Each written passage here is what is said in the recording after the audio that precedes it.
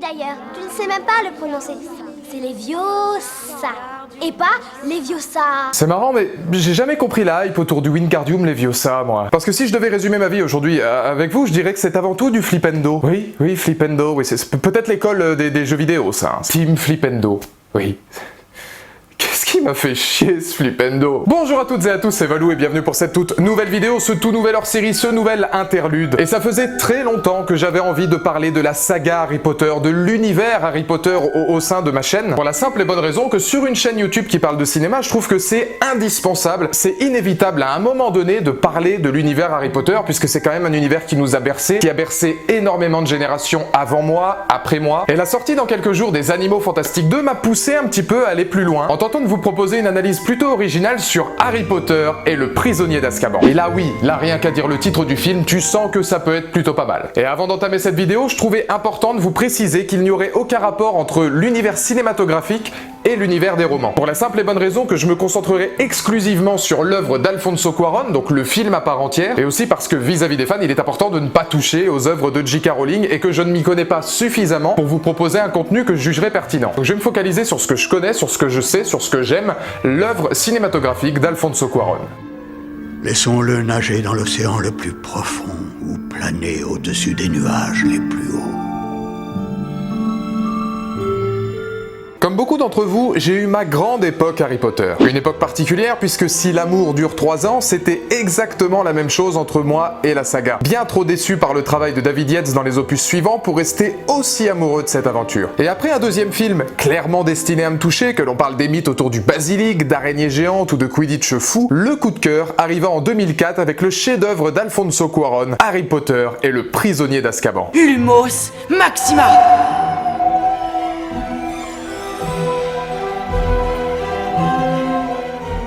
Et alors je vous vois venir pour tous ceux qui me posent la question, oui, Harry Potter et le prisonnier d'Azkaban est mon opus préféré de la saga, mais non, cette vidéo ne sera pas là pour vous expliquer pourquoi il est probablement le plus abouti d'un point de vue cinématographique, parce que je pense que c'est acté et dire ça, ce serait un petit peu comme dire que finalement Jurassic Park est extraordinaire, que Kylian Mbappé survole le championnat de France ou que Katsumi était... C'est marrant, mais rien qu'à m'écouter parler, je me rends compte que c'était peut-être pas la meilleure illustration celle-là. Non. Pourtant, entre les cinéphiles et les fans du roman, le paradoxe de ce film est assez fort. Après avoir approché Kenneth Branagh, qui, je le dis, restera à vie dans les plus grandes citations du cinéma grâce à ça... 5 fois lauréat du prix du sourire le plus charmeur décerné par Sorcière Hebdo. Mais ne parlons pas de ça, je ne me suis pas débarrassé du spectre de la mort en lui souriant.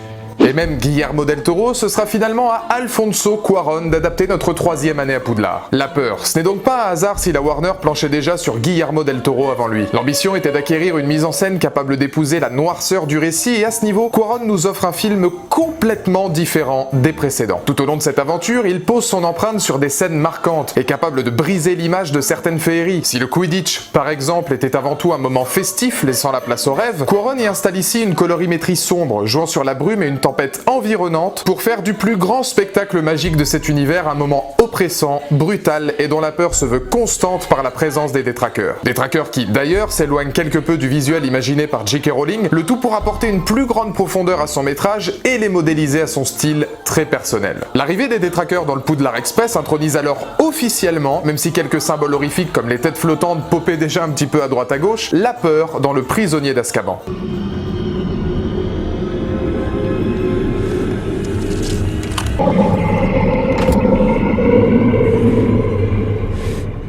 Au fil de son récit, Cuarón instaure donc un effroi cinématographique à un film basant son histoire sur la peur elle-même. Harry demeure obnubilé par l'héritage de ses parents, la solitude, l'abandon. Souffrant de cette peur environnante, le suivant peu importe le lieu. Pour Rémus Lupin, spécialiste des forces du mal et tentant d'ailleurs de faire combattre cette peur à ses élèves, sa peur se trouve au cœur des ténèbres et de la nuit.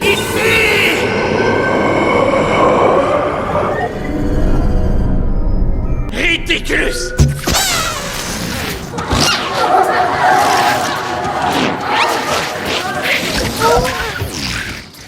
Ou une pleine lune le transforme en l'un des personnages les plus mythiques des contes de l'horreur, le loup-garou. En soi, les détraqueurs eux-mêmes demeurent un emblème de terreur au sein de Poudlard, et c'est à ce moment précis que la caméra de Quaron entre en jeu. Pour la première fois au sein de la saga, il transforme la magie de Poudlard en huis clos oppressant, où le spectateur ainsi que les personnages se retrouvent piégés, non pas par les détraqueurs au sens propre du terme, mais par cette peur environnante de Sirius Black.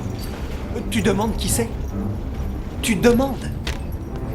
Mais c'est Sirius Black, enfin, voyons. À l'inverse de la réalisation très classique de Columbus, Quaron propose une direction artistique et provoque, ose, quitte à perdre les fans des romans. Sa caméra est en mouvement, arbore des plans séquences et offre plusieurs rappels directs aux films de genre, ne serait-ce que dans l'utilisation des vitraux, des miroirs ou des reflets. Cet endroit pourtant si féerique se referme donc peu à peu, mise en place avec une pellicule plus sombre, des paysages presque vidés de leur âme, de leur couleur, laissant même une photographie proche des fils de l'homme où le gris symbolise la douleur, presque sans espoir, toujours accompagnée d'une brume environnante. Il utilise également une BO plus expérimentale, froide et réaliste, plongeant non seulement le spectateur dans une angoisse constante, mais brisant aussi les codes magiques tels que l'on pouvait les imaginer. Si les arrivées à Poudlard sont de coutume une fête, Quaron les filme ici comme annonciateur d'un long métrage sombre, peut-être plus adulte, et dont l'une des scènes iconiques viendra fasciner son audience par son côté gothique et malsain. John Williams, pour la dernière fois dans la saga, s'adonne donc à des chants presque médiévaux pour faire frémir son auditoire.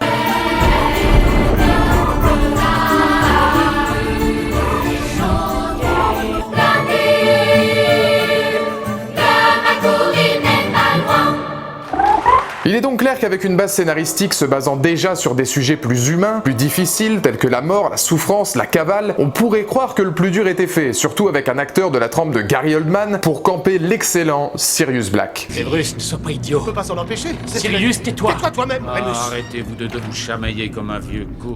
J'en oublierais presque la personnification des lieux, comme la cabane hurlante, où les environnements deviennent presque parfois vivants devant sa caméra. Mais de mon côté, je trouve que le plus dur était justement à faire. Car aujourd'hui, on se plaint souvent de ne voir que des remakes, des reboots et autres adaptations depuis plus d'une décennie au cinéma. Mais on ne se rend pas compte de la difficulté d'adapter une œuvre déjà bien présente dans l'esprit de son créateur, tout en parvenant à y inclure sa patte, quitte à perdre une grande partie des lecteurs et même parfois à être jugé comme une trahison vis-à-vis du roman. Avec cette peur, le réalisateur n'a certes pas fait que reprendre, mais il a eu l'audace de créer au-delà de cette création. Récemment, Bayona faisait de l'Indoraptor sa créature de cauchemar dans Jurassic World Fallen Kingdom.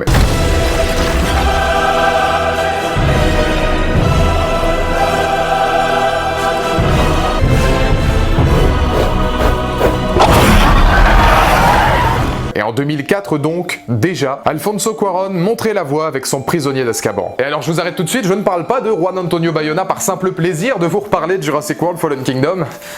Enfin pas que. C'est pour la simple et bonne raison qu'il y a quelque chose de particulier et quelque chose qui rapproche Cuarón et Bayona, dans le sens où dans mon esprit ce ne sont pas des yes man, ce ne sont pas des réalisateurs qui vont dire oui pour réaliser un blockbuster, simplement par plaisir d'encaisser un chèque, de travailler justement sur un blockbuster, ou pour le simple plaisir de faire plaisir justement aux sociétés de production. Cuarón et Bayona ont cette particularité d'avoir apporté une patte, une esthétique et quelque chose de complètement différent à une œuvre issue d'une saga. Quoi qu'on puisse dire de Fallen Kingdom, Juan Antonio Bayona a essayé d'incorporer finalement un fantastique gothique très littéraire à son œuvre Jurassic World, et c'est exactement aussi ce que va faire Alfonso Cuarón avec Harry Potter et le Prisonnier d'Azkaban. Oui, il est indéniable que cette œuvre demeure une sorte de conte honorifique, mise en place pour dévoiler la jeunesse d'un ado voué à devenir un homme plus tôt que prévu au travers d'épreuves terrifiantes. Mais il gardera toujours cette magie et cette féerie propre à la saga par sa façon de mettre en scène Préolard, l'esprit familial de ses protagonistes, ou l'une des scènes qui restera à mes yeux parmi les plus puissantes de la saga.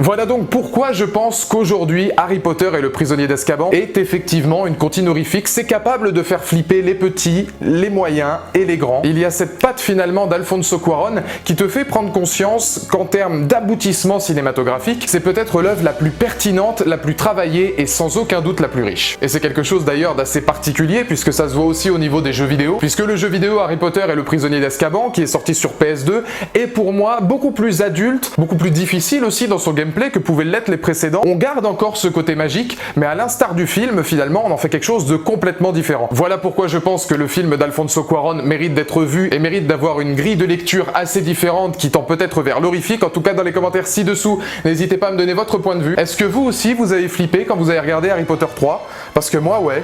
Mais je l'aime bien quand même, le petit Cuarón.